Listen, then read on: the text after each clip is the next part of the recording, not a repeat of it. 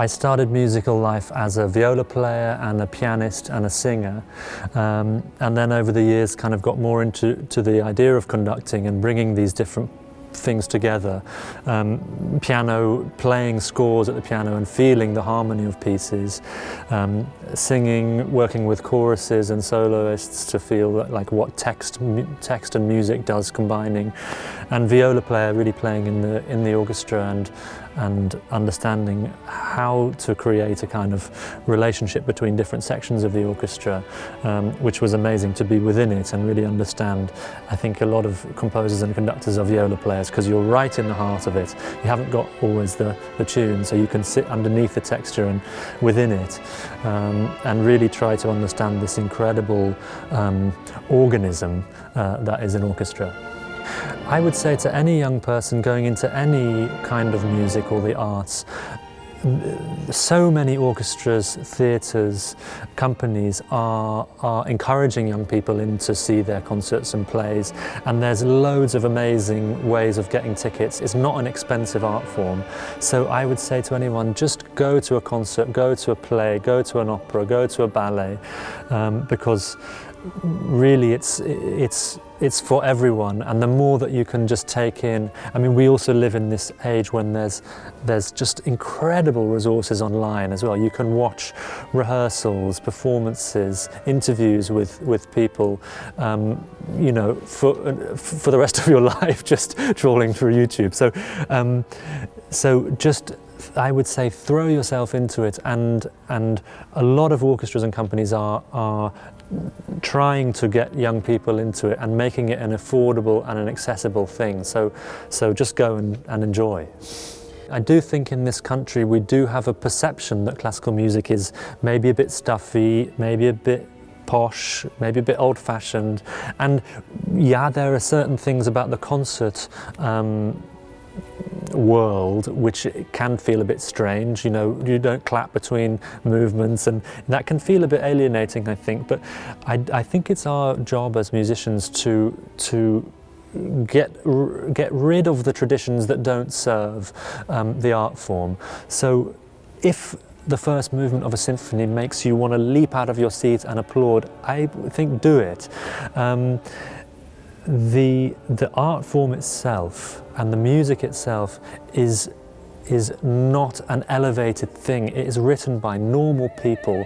Okay, yeah, maybe they were 200, 300 years ago, but if you read about any composers, they are fighting to get their work written and performed. They are struggling to eat. They are working from job to job. And I think often this is the same with musicians. You know, we're not in this elevated world. We are turning up to work and playing with all our hearts, because it is an art form that feeds on passion and raw emotion. It's not this kind of distanced, elevated thing. It is blood and sweat and tears for us all, and I think we hope that is the case for the audience as well. Yeah, it's a really exciting season. Opera, oratorio, symphony, ballet, bringing together loads of different art forms. So we play these huge Russian titans in this first concert, Rite of Spring and Rachmaninoff the Bells, alongside an amazing jazz overture by Wynton Marsalis. I think this is the second performance in the UK, so it's like brand new. The ink is still wet on the score. Then we do a kind of family program of the Nutcracker with text, so we're hoping for this kind of panto feeling, going back to the heart of this Nutcracker story, which is a fairy tale, finding the relationship between the story and Tchaikovsky's incredible Christmas score. Hopefully bringing new audiences into one of our concerts. What do we do? In the new year we play Mozart and Beethoven. We haven't done Beethoven 9 here for a long time, so this is a very exciting thing for the orchestra and the chorus. We're collaborating again with the University of East Anglia. We did last year. We're going back to Saffron Hall with them to do the Dream of Gerontius. Then this very exciting program in May, we're doing a refuge-themed concert with a new commission, a new Comanche concerto from Iranian composer Rusbe Parsa, alongside Bartók's Concerto for Orchestra and again, very new piece by Jonathan Dove called Odyssey, which is a kind of telling of the refugee experience for chorus, orchestra, soloists, community choir, children's choir. I mean, it's huge. It's really exciting, and it's the second performance again in this country. And then we finished the season with a new collaboration with British Youth Opera. We're doing Britain Peter Grimes here at Saffron Hall and also in London at Cadogan Hall.